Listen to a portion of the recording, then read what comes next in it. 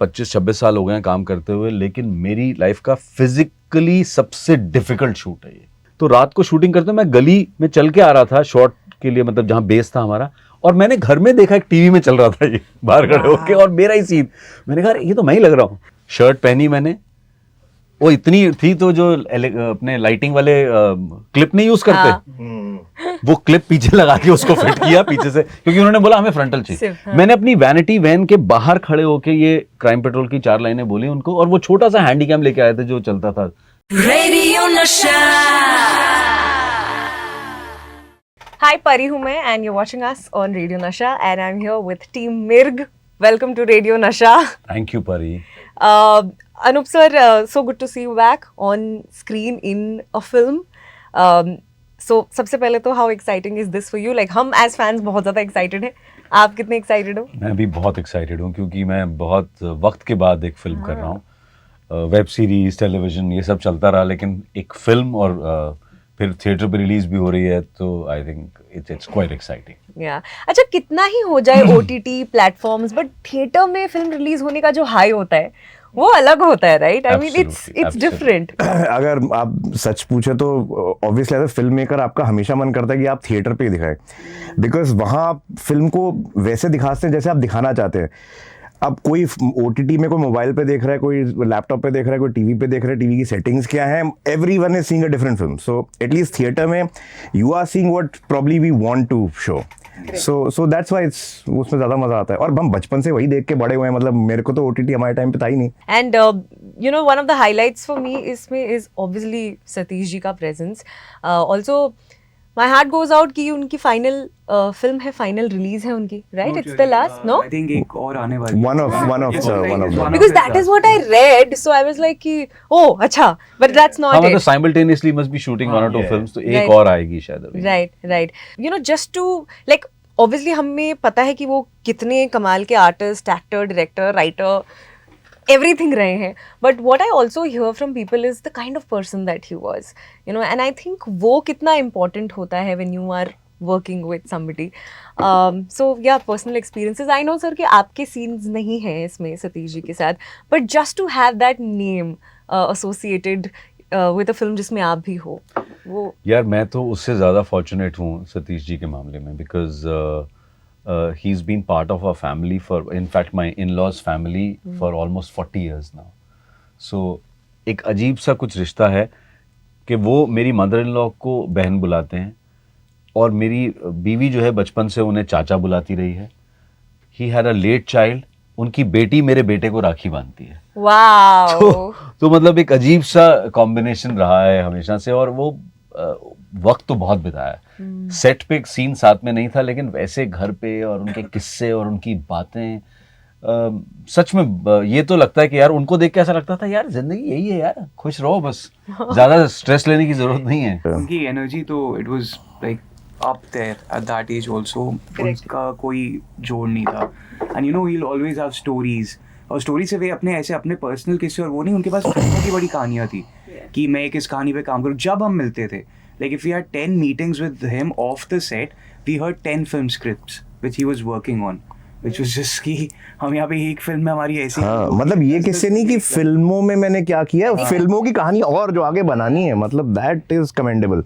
मतलब वो और मतलब दूसरा किस्से कहानी अलग, और उनका again like you said he is a producer, director, writer, actor, मतलब tell me something he has not done. तो जब सेट पर यू नो इसमें obviously he is been an actor, but क्या कभी होता था कि he would come up to you and say कि तरुण ये ना एंगल अच्छा नहीं लग रहा है, या राइटिंग में यहाँ यू नो ऐसा क्या उन्होंने एडवाइस दी आपको कभी भी? हमारी बहुत डिस्कशन हुई, मतलब हम मतलब आई थिंक एक बार हम भोटा एक जगह वहाँ पे शूट कर रहे थे मार्केट में, और मैं उनके साथ, अभी लाइटिंग रात का था तो काफ़ी स्ट्रीट का सीन था, तो हम बैठे हुए and all we were talking about कि अच्छा सुन इसमें ऐसे करते हैं, इसमें ऐसे करते हैं। लाइक इनफैक्ट फिल्म में कुछ मोमेंट्स हैं जो स्क्रिप्टेड नहीं थे, जो उनके डाले हुए हैं।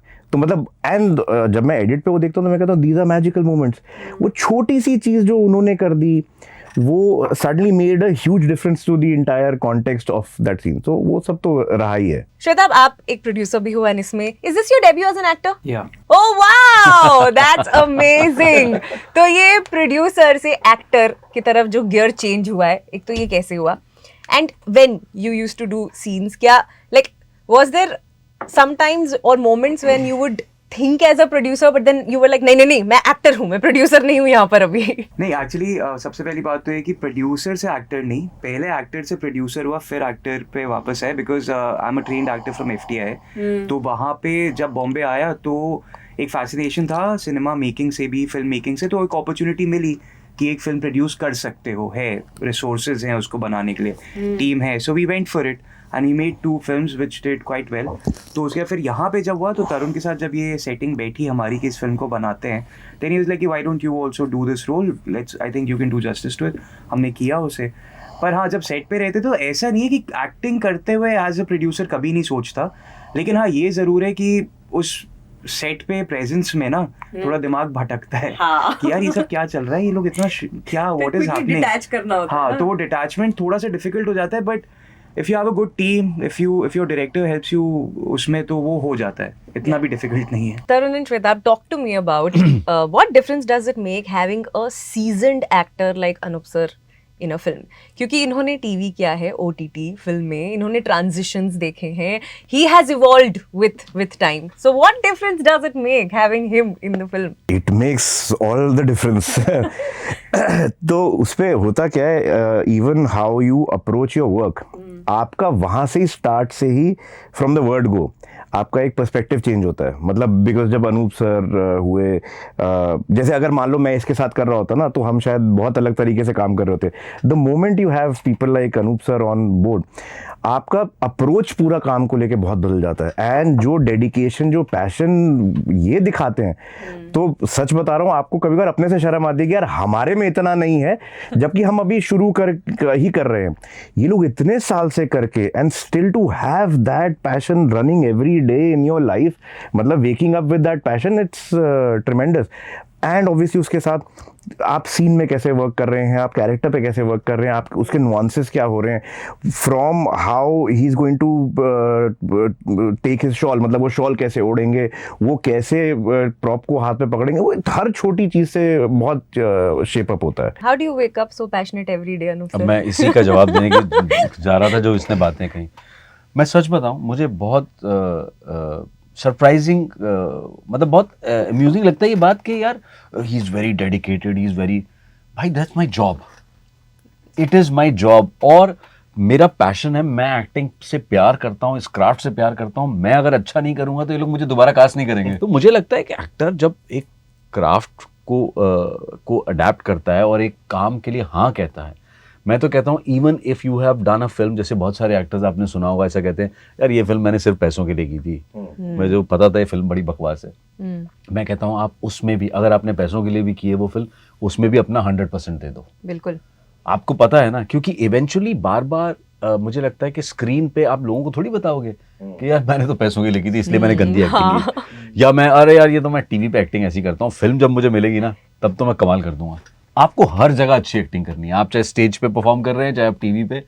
तो आई थिंक मुझे लगता है कि आप अपना काम कर रहे हैं, ये एक अच्छी बात है कि एक एक्टर को एक बाय डिफॉल्ट एक एडवांटेज मिलता है कि लोग उसके काम की तारीफ करते हैं, और जैसे अभी मेरी तारीफ हुई थोड़ी देर पहले तो वो अच्छी बात है। बट आप ये भी एक लेसन है कि वो तारीफ तभी मिलेगी जब काम करोगे अच्छा। मैंने ना आपका बहुत पहले एक इंटरव्यू पढ़ा था जिसमें आपने कहा था कि जब आप मुंबई आए थे, आते ही आपको रियलाइज हो गया था कि आपको लीड रोल्स नहीं मिलेंगे। आपने कहा था ऐसा इंटरव्यू में। आई वांट टू नो क्यों। वो मैंने इसलिए कहा था क्योंकि वो उस वक्त के दौर में जो सिनेमा बन रहा था ना, मुझे ऐसा लगा था कि यार वो सिनेमा वैसा बन ही नहीं रहा, और जो रिक्वायरमेंट थी ना लीड रोल की वो बहुत अलग थी।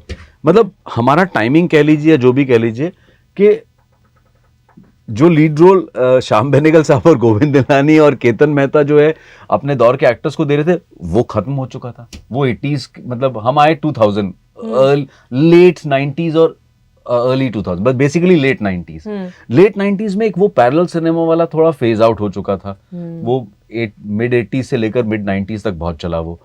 और जब मैं आया तो फिल्में ऐसी बन रही थी कि जहाँ हीरो गिटार के बिना एंट्री नहीं लेता था स्क्रीन पे और या फिर बाइक पे आता था या घोड़े पे आता था। उस वक्त का अगर आप फिल्में उठा के देख लो तो मुझे लगा यार मुझे हॉर्स राइडिंग नहीं आती है ना मुझे डांस, मतलब ऐसा नहीं है, I can dance but you know it's not that's my specialisation in that, और ना मैं कोई घोड़े पे एंट्री ले सकता हूँ।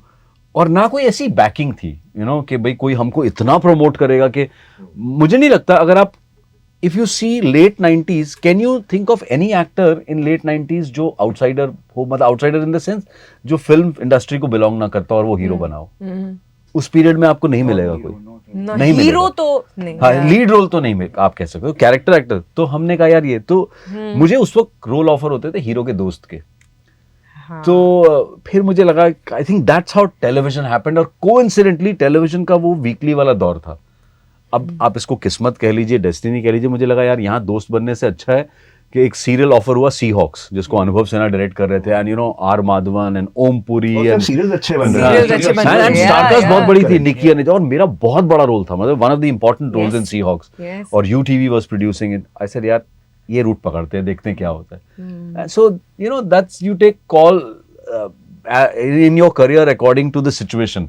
हमारे पास चॉइस ज्यादा थी नहीं। मैं कभी कभी अभी मैं जैसे आपने इंटरव्यू में ये सुना, हो सकता है आप ये भी अब सुनेंगे, मैं अभी आपको बताऊं कि मैं ये भी कई जगह बोल चुका हूं कि अगर मैं आया होता ना 2015 में और मैं 2015 में 23-24 का होता तो मैं भी हीरो होता आज। ओहो क्योंकि क्या अब बात वो वैसी है। वाली फिल्में बनने लग गई। बट व्हाट्स इंटरेस्टिंग इज कि हीरो की जो इमेज है ना वो बहुत बदल गई है। Right, hero is not necessarily somebody जो बाइक पर आएगा, या फिर जो that will have a grand entry. Hero Exactly. is also somebody, hero कहानी भी अब होती है, एक्चुअली हीरो नहीं है, प्रोटैगनिस्ट होता प्रोटैगनिस्ट होता Exactly, है। that's the right word. Hero term That's the use right करते word. हैं। Yeah. क्योंकि करेक्ट। हीरो तो फिर स्लो मोशन में ही आएगा, प्रोटैगनिस्ट आराम से नॉर्मली आ सकता है कि चलता हुआ आ जाए, तो वो फर्क तो है। What do you think will make Mirg stand out? अब मेरे लिए तो वही है, एज अ डायरेक्टर मैं तो कहूंगा कि the film has to stand out in totality, because मेरे लिए film is never just about performances or how it's shot or what the story is. It's always putting everything together as a package. मतलब बचपन में देखते थे तो ऐसा नहीं था कि जो फिल्में हमें पसंद थी उनमें स्टोरी कुछ कमाल की थी, लेकिन एक पूरा पैकेज होता था।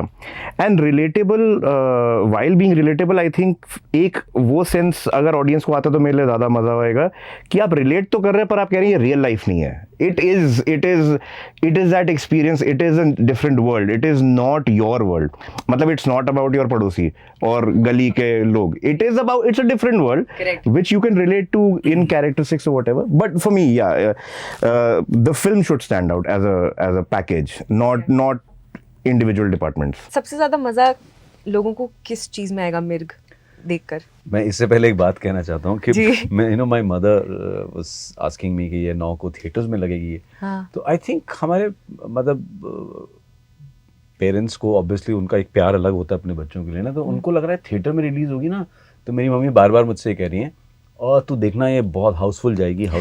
मैं उनको ही समझाने की कोशिश कर रहा हूँ कि ये हाउसफुल नहीं जाएगी, ये एक फिल्म है, बहुत अच्छी फिल्म है। और उनको क्या लगता है ना कि थिएटर मतलब पिक्चर अच्छी है तो हाउसफुल चली, हाउसफुल का मतलब। तो मैंने उनको समझाया, मैंने कहा ये फिल्म लोग देखने जाएंगे, एक आदमी देखेगा, फिर उनको अच्छी लगेगी, फिर वो 4 को बोलेंगे। ऐसे ये कोई बहुत बड़े स्टार की फिल्म रिलीज नहीं हो रही है, बट हाँ अप्रिशिएट होगी। तो वही मैं कह रहा हूँ कि मुझे इस फिल्म में लगता है कि मिर्ग का जो, जैसे तरुण ने बात की पैकेज की, मुझे लगता है कि ये जो दुनिया है ना, जो तरुण ने as a writer director create की है, वो दुनिया जो है वो है। लोग ये नहीं कह रहे कि ये पड़ोसी की कहानी है, लेकिन उनको ये पता है कि ये दुनिया है, कहीं ना कहीं है, तो है। हमने नहीं देखी है, हम इस दुनिया का हिस्सा नहीं है, लेकिन ये दुनिया एग्जिस्ट करती है। तो ऐसा नहीं है कि ये एक बहुत ही ज्यादा फिक्शनल कहानी है कि मतलब एक इमेजिनरी स्टोरी है, स्टोरी इमेजिनरी, लेकिन ये दुनिया जो है ना, मुझे लगता है वो जो किरदार है ना, बहुत सारे मिस्टर राज बब्बर का जो कैरेक्टर है, या जो श्वेताब का कैरेक्टर है, या सतीश जी, मेरा किरदार, ये लोग हैं, ये होता है। ये हिमाचल में कहीं ये कहानी चल रही है यार, ऐसे लोग होते हैं, ये शायद बिहार में भी होते होंगे, यूपी में भी होते होंगे, अपने अपने स्टेट में आपने देखे होंगे। आप डायरेक्टली उसका, क्योंकि सारे लोग कुछ ना कुछ गलत काम कर रहे हैं इसमें। तो ये मैं इसको कहता हूँ कि ये सर्वाइवल की कहानी है, उस किरदार के जो अपने आप को मिर्ग के शेप में रखता है कि मैं इतना एक कमेलियन की तरह से कभी ये बन जाऊं, कभी वो बन जाऊं, to reach out and in this dirty world मैं भी अपनी एक स्पेस बना सकूं। तो आई थिंक जो दुनिया क्रिएट हुई है वो बहुत इंटरेस्टिंग है। और लुक जो है फिल्म का, जिस तरीके से तरुण ने स्टोरी नरेट की है, वो लोगों को लगेगा कि हाँ यार ये regular run of the film तो नहीं है, कुछ तो एक्साइटिंग है इसमें। अच्छा, it's also about myths, right? इसमें Yeah, myth yeah, yeah. Myth folklore. So मिर्ग का एक फोकलोर है, तो उस फोकलोर पे मैंने कैरेक्टर्स को बेस किया है, तो इट्स अ सिंबॉलिक रिप्रेजेंटेशन। मतलब मैं कई बार बोल चुका हूँ कि नेशनल ज्योग्राफिक नहीं है, दिखेगा नहीं ऐसे। बट ऐसे बहुत सारे मिथ्स है that we grew up believing कि ये सच है। कुछ ऐसे मिथ्स याद आ रहे हैं हमको, जैसे like the top most thing that I can think of is, बहुत चीजें बोली जाती थी बचपन में कि अगर तुम वाटरमेलन खा रहे हो और वो बीज अगर तुमने खा लिया तो तुम्हारे पेट में वाटरमेलन उग जाएगा। फिर चाय पीने से लोग काले होते हैं, you know, all of these myths कि थर्सडे को नाखून नहीं काटने चाहिए। बहुत सारे मिथ्स थे that I grew up with. ऐसे कौन से मिथ्स हैं आपके? बहुत सारे हैं यार, जैसे अभी आजकल बहुत सारे लोग यू नो कैट लवर्स हैं ना, तो कहीं भी आपको पार्किंग लॉट में इधर उधर दिख जाती हैं, तो मुझे हमेशा से डर लगता है यार, कोई गाड़ी के नीचे सो रही होती है and you know you are backing a car. वो बचपन में मैंने मिथ ये सुना था कि अगर बाय चांस अगर आपने कोई ऐसा कर दिया और जिसकी वजह से वो कैट जो है शी डाइज, तो आपको सोने की कैट बना के डोनेट करनी पड़ती है, उतने वेट की। तो मैंने कहा यार ये बहुत महंगा है यार ये तो इसलिए मैं बहुत मैं पहले गाड़ी में बैठने से पहले नीचे देख लेता हूँ। अच्छा, ओह, अगर नहीं किया तो क्या होता है सर? हॉन्ट कर अब नहीं किया तो क्या होगा वो पता नहीं, करके देख ले। तो मैंने अपनी मदर से एक दिन ऐसी मजाक में पूछा था, मैंने कहा तो ये तो बहुत महंगा है, ये तो इतनी महंगी बनेगी। तो आपको मालूम है ना बुजुर्गों के पास तो सारे इलाज होते हैं। नहीं नहीं, छोटे साइज की दे सकते हैं, और नहीं तो गोल्ड का पानी चढ़ा हुआ दे सकते हैं। मैंने कहा इससे अच्छा मारो ही ना भाई, ध्यान रखो गाड़ी के नीचे। आप आज भी चेक करते मैं चेक कर लेता हूँ पहले क्या है कि नहीं। वाओ, तरुण? ये मैं पता नहीं कितना बोल रहा, पीपल के पेड़ पे आप वो नहीं कर सकते, यूरिनेट के नहीं करते थे, फिर जिंदगी भर हॉन्टेड रहोगे। ये बहुत रात को कई बार, जैसे हम तो हिमाचल वगैरह में जंगल भी होते थे, तो रात को अगर आ जाओ जाना पड़े तो आदमी एक सेकंड पीपल का पेड़ तो नहीं है ना आसपास कहीं, तो वो दिमाग में रह जाती है। हमारी तो सारी शूटिंग जंगलों में हुई है। ओह, मेरा तो वो था, मुझे अभी भी याद है कि चील आंख लेके चली जाती है, तो अच्छा, हाँ, like if you stare at it, मतलब कि नहीं चील आए तो ऊपर मत देखो, आंख निकाल देती है। हाँ। मुझे याद है मैं स्कूल जा रहा होता तो सुबह सुबह बड़ी चीलें घूम रही होती, तो मैं ऐसे नीचे देखते हुए जाता था। और अभी एक मीम आ गया, अभी मुझे लगा ये सब अब तो लगता बकवास है ये, अभी there's this meme going around और रील whatever कि एक चील यहाँ से एक लड़की के आँख से यहाँ से गुजरी है, मार के उसे पंख में लगे, तो सच हो सकता है। फिर तो मैं वापस डरने लग गया हूँ उस चीज से। तो हमने बात की कि there is a problem of plenty, there are also plenty stories to be told, है ना? and हर किसी की, I mean there's just so many stories and it's amazing that इतने सारे platforms हैं now to say these मतलब stories. मैं you know इसकी मैं बार बार बात करता हूँ श्वेता से, that's how I connected with him। इनकी जो पहली फिल्म इन्होंने प्रोड्यूस की थी ईबालेऊ, एक तो नाम ही बहुत अजीब सा था, और उसकी स्टोरी मतलब मुझे लगा था यार ये क्या कहानी है, मतलब और ये सच है। मतलब एक लड़का है, वो दिल्ली आया है, उसको नौकरी चाहिए, उसको नौकरी मिल जाती है बंदरों को भगाने की, क्योंकि दिल्ली का एक सेंट्रल एरिया है जहाँ पे बंदर बहुत परेशान करते हैं। तो उसको नौकरी मिलती है बंदर भगाने हैं तुमको, और लंगूरों से बंदर डरते हैं, तो बंदरों को तो वो बेचारा खुद लंगूर बन के जो है उनको भगाता था। अब ये स्टोरी है, How interesting. हाँ, सो आप ऐसी कहानियों पे भी फिल्म बना सकते हो। अरे कहानियों के अंदर कहानियां होती हैं। हाँ एग्जैक्टली यार, तो एग्जैक्टली। अभी यही कितनी बार हम डिस्कस करते हैं कि इस फिल्म की जो मेकिंग है ना, उस पे बहुत अच्छी कहानी बन सकती है। I mean I am sure सब ये बोलते होंगे कि इस फिल्म की मेकिंग, बट इसमें हमने बहुत वैकी सोचा था इसकी मेकिंग पे। हाँ, कि एक बहुत वैकी आइडिया आया भी था, पर वो तो छोड़िए। हाँ, अभी नहीं है। You can ask sir like his schedule was so, मतलब वहां तक पहुंचना was a story, just how do you reach the base, and वो जो हमने शूट किया है। मतलब मैं ये इनको बोल चुका हूँ कि मुझे 25-26 साल हो गए हैं काम करते हुए, लेकिन मेरी लाइफ का फिजिकली सबसे डिफिकल्ट शूट है ये, सबसे डिफिकल्ट। बारिश, मतलब आप सोचिए हिमाचल जी, ठंड, रात, और जंगल का एक टुकड़ा जहां पहुंचने में बहुत वक्त लगता है, और ऊपर से आर्टिफिशियल बारिश भी करवा रहे थे ये। तो आपका क्या, और मैं पहने हुए हूँ एक कुर्ता पजामा, उसके ऊपर स्वेटर और शॉल गले में, वो पूरी भीग जाती थी। मतलब स्वेटर और शॉल के साथ भीगना, हाँ। और फिर बैठ जाना ठंड में रात को, और फिर 1 मिनट 1.5 मिनट के बाद चलो चलो नेक्स्ट शॉट, या ये वाला ओके नहीं हुआ तो दोबारा, और फिर कैरेक्टर में भी रहना। हाँ। और स्मॉल बजट फिल्म। ऊपर से कोई साइड से चिल्ला देता है, ये सांप दिखा रहे हैं, सांप दिखा, तो फिर वो सब लगता है ये क्या हो रहा है। कीचड़ में से जाते हुए हम लोग पहुंचते, क्योंकि बारिश की वजह से उस पूरे एरिया में जहां हमें जाना होता था उसका रास्ता, तो मैं सच बता रहा हूँ, मैं रोज रात को ये दुआ करता था यार इसका एक ही टेक ले, ये बार बार ना ले। लेकिन था मतलब, लेकिन जिस तरीके से हो गया और पैशन था, टीम स्पिरिट थी। बट मेरा लास्ट सवाल अनूप सर आपसे है. You know I have and so many people in the room will agree with me that I'm a 90s kid, okay? So I like literally grew up watching you on TV. There was Crime Patrol, yes, but there was also Balika Vadhu. ऐसा कहते हैं कि ये दो, I mean it's all there on the internet that Balika Vadhu and Crime Patrol were game changers for TV. जी. मुझे आपसे जानना है कि were these shows game changers for you also, personally, professionally? Absolutely मतलब ये सी मेरे करियर में ना, जैसे मैंने कहा ना कि मैं फिल्में करना चाहता था, फिर आपने उस इंटरव्यू का जिक्र किया और मैं फिर वो सी हॉक्स किया, और सी हॉक्स के बाद there was no looking back, और वीकलीज होते थे. So at a time I am doing 4 shows, playing lead roles in 4 television shows, because महीने में 4 ही एपिसोड शूट करने हैं.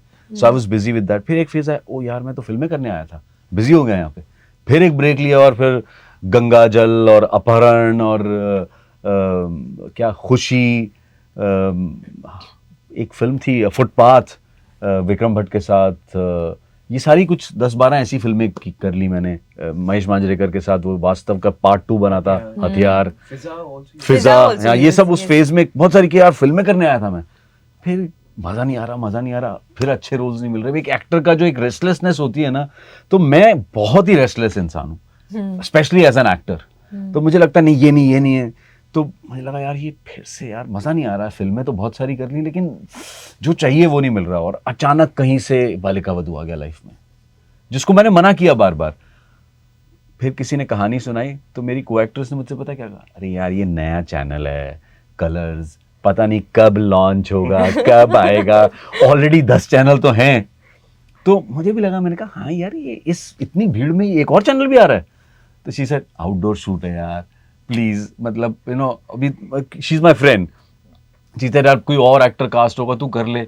मैंने कहा भाई अभी मैं 2 बार मना कर चुका हूँ यार, अब मैं अगर खुद जाके फोन करूंगा तो वो मेरी प्राइस कम कर देंगे. She said don't worry about it, वो मैं मैनेज कर लूंगी, वो मैं तुमको फोन कॉल करवा दूंगी. तो वहां जाके उसने पता नहीं क्या बोला, अरे क्या हुआ अनूप सोनी करने वाले थे. दे सर नहीं यार वो तो मना कर चुका है. सर अरे बात तो कर लो उससे, एक बार देख लो, हो सकता है उसका मूड चेंज हो गया हो, एक बार पूछ लो उससे. तो तीसरी बार उसने मुझे फ़ोन करवाया ये कि यार करोगे क्या आप role, we are very keen. So obviously बात हो चुकी थी. मैंने कहा अच्छा ठीक है, मैं फिर से स्टोरी सुनने आता हूँ, बिकॉज मैं भूल चुका हूँ. और मैंने कहा, और हम ये सोच के करने गए थे कि यार 20-25 दिन का आउटडोर है, ठीक है, कब चैनल लॉन्च होगा. हमने अप्रैल में शूट किया, 21 जून को ये चैनल लॉन्च हुआ with Balika Vadhu. And I remember 28th of June Balika Vadhu was all over within 1 week. It's literally like a film which releases on Friday, and you know by the 3rd show or 5th show आपको पता होता है ये super duper hit है. बालिका वधू के साथ ये हुआ था. मैं राजस्थान में शूट कर रहा था नागेश कुकुनूर की एक फिल्म, और जहां हम खेजड़ला नाम के गांव में शूटिंग कर रहे थे. तो रात को शूटिंग करते मैं गली में चल के आ रहा था शॉट के लिए, मतलब जहां बेस था हमारा, और मैंने घर में देखा एक टीवी में चल रहा था ये बाहर खड़े होके, और मेरा ही सीन. मैंने कहा ये तो मैं ही लग रहा हूँ. मतलब बहुत छोटी सी जगह है खेजड़ला, जोधपुर के आगे.